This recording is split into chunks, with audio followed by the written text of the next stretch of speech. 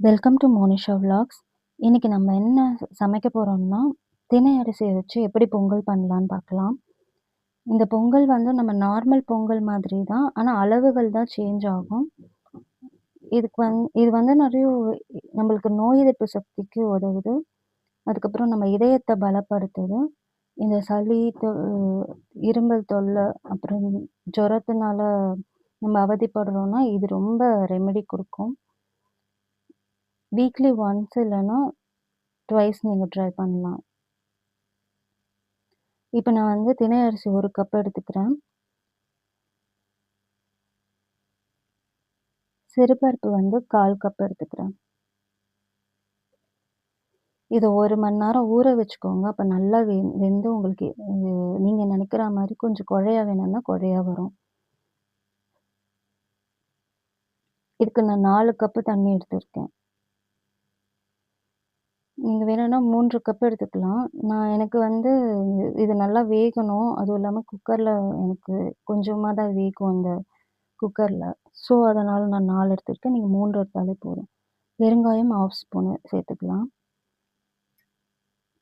1/2 spoon அந்த மிளகுத்தூள். சீரகம் ஒரு 1/2 ஸ்பூன் எடுத்துக்கலாம். பச்சை மிளகா ஒரு 3 பச்சை மிளகா சேர்த்துக்கலாம். உங்களுக்கு காரம் கொஞ்சம் எக்ஸ்ட்ரா வேணும்னா ஒரு பச்சை மிளகா சேர்த்துக்கலாம்.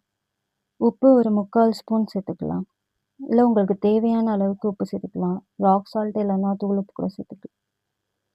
இப்ப நம்ம மூடி போட்டு ஒரு 3 விசில், இன்னும் குழையா வேணும்னா 4 விசில் கூட விட்டுக்கலாம். தண்ணி கொஞ்சம் சேர்த்து ஆட் பண்ணிக்கலாம். நான் 3 விசில் விட போறேன். இப்ப பொங்கலுக்கு தாளிக்க தேவையான தேங்காய் எண்ணெய் யூஸ் பண்ணிக்கலாம். நார்மலா நெய் யூஸ் பண்ணுவோம். நீங்க தேங்காய் எண்ணெயில செஞ்சு பாருங்க. ரொம்ப சூப்பரா இருக்கும். இஞ்சி வந்து 2 ஸ்பூன் நான் பொடியா நறுக்கி வச்சிருக்கேன். அதையும் போட்டு தாளிச்சுக்கிறேன்.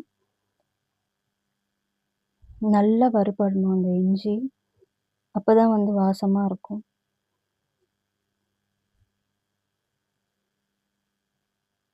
இது கூட வந்து மிளகு 1 ஸ்பூன் போட்டுக்கலாம். ஆல்ரெடி நம்ம 1/2 ஸ்பூன் போட்டிருக்கோம். இது 1 ஸ்பூன் போதும். சீரகமும் 1 ஸ்பூன் எடுத்துக்கலாம். நல்லா வந்து பொரிஞ்சு வரட்டும். பெருங்காயம் ஒரு 1/4 ஸ்பூன்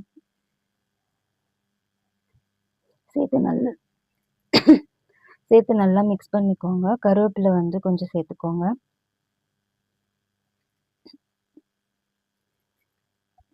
எனக்கும் இப்ப கோல்டா இருக்க மாதிரி இருக்கு. நானும் இத ட்ரை பண்ணா தான் எனக்கு கொஞ்சமாச்சும் கோல்டு சரியாகும்னு நெனைக்கிறேன்.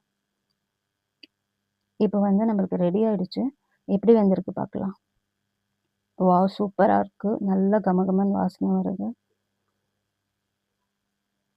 கொஞ்சம் கூட அடி பிடிக்கல.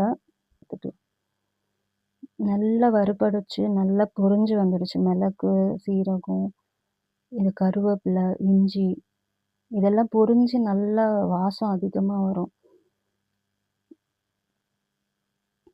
அடி பிடிக்காம, தீயாம வந்து எடுத்துக்கணும். இப்ப நீங்க கலக்கி பார்த்தீங்கன்னா பாருங்க, ஒரு அடி கூட பிடிக்கல. கொஞ்சம் கூட அடி பிடிக்கல.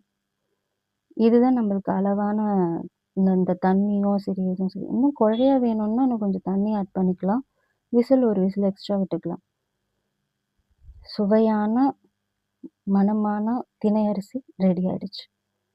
இதுக்கு நீங்க சட்னி யூஸ் பண்ணிக்கலாம். தேங்காய் சட்னி. இதுக்கப்புறம் சாம்பார் யூஸ் பண்ணிக்கலாம்.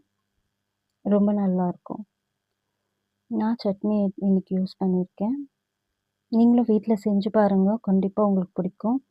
எப்படி இருந்ததுன்னு நீங்க கமெண்ட் செக்ஷன்ல சொல்லுங்க.